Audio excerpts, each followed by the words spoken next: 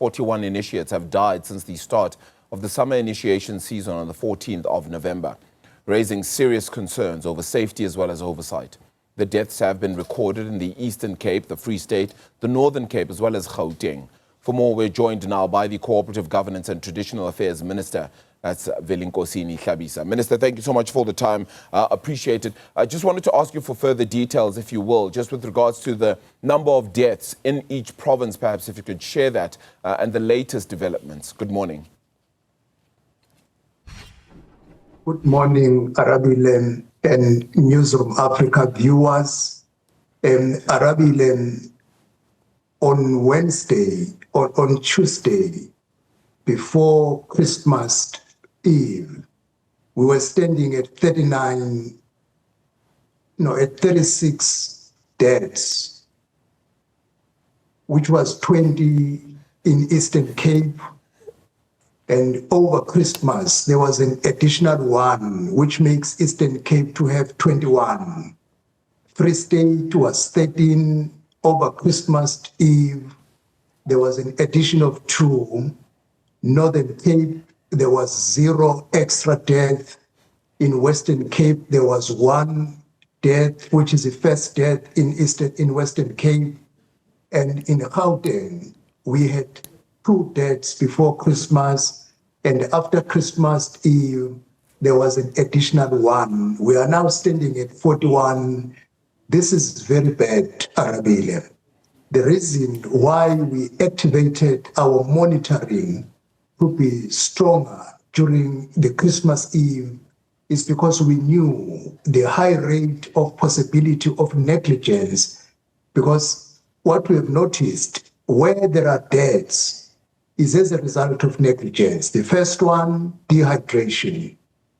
The initiates are told not to drink water so that they can heal faster. And that is a wrong information. If you don't drink water for almost over a month, you are not going to survive. And we want to make an appeal, because some of the boys are told by parents at home that you do not drink water before you go there. Do not drink water when you are there, because I want you to heal quicker.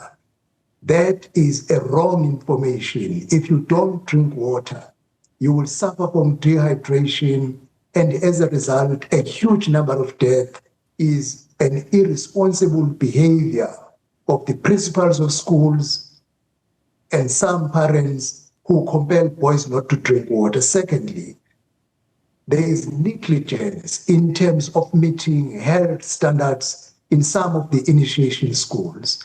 That is why we are now making a clarion call to parents. Parents must take a full responsibility. For a child to go to initiation school is a decision of a parent, and it is a parent who appoints who is going to be a traditional surgeon to perform the act.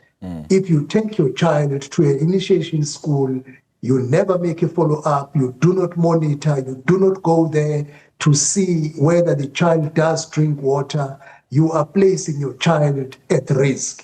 Yeah. We know mothers are not allowed to participate. So now fathers, uncles, and males in the community are the ones whom we are really pleading to. Let us take the responsibility to save the lives of our children. Is it also then time here, Minister, to be a little more forceful when it comes to this? Because any initiate dying in this circumstance is just incorrect. It's just wrong. And yet we've had years and years of this happening, and we're kind of accepting of it in some ways. And I don't say that too lightly, because if we're going to continue to have deaths, we knowingly every year allow a situation in which people could die happen willingly. Should we not be cracking down on this just a little bit further? Should there not be, I don't know, harsher sentences? What can we do here? Because it feels as though there's laws, but they're also not being adhered to. We are tightening it now. As we speak, 41 people have been arrested. There are 2 parents arrested because they falsified age. They took kids around 13 years, they record them as 18 years. You can't have a 13-year-old graduating to be a man because that is a child. It's a crime and they have been arrested. We have agreed in the last meeting we had together with the Minister of Justice that now we are going to mobilize localized courts around these provinces so that when a person is arrested, quickly consequence management follows in order to crack down this problem. I can assure you, Arabile, going to winter, everyone who is going to perform the task as a traditional surgeon must be a registered person, known with a history of successfully doing this. If a parent appoints someone who is not registered as a traditional surgeon, that parent is going to be arrested because you are putting your child at risk at the hands of someone you don't know with no competence. We have amputations, Arabile, which is a painful thing. A young man going there, coming back no longer a complete male person. This is as a result of taking your child to the hands of someone who doesn't know what he is doing, and eventually a child come back with the male organ no longer there because of a scrupulous person to whom you placed your child. Yeah. If a parent takes a child to illegal school, we are going to hold a parent accountable that you should have verified that this is not a legal school and you are going to face the consequences of the law. For people who are opening illegal schools, we are taking steps against them. As I'm saying, 41 arrested out of 57 cases reported to police. We are going to follow these cases because we want to see consequence management in order to bring this to an end. So Minister...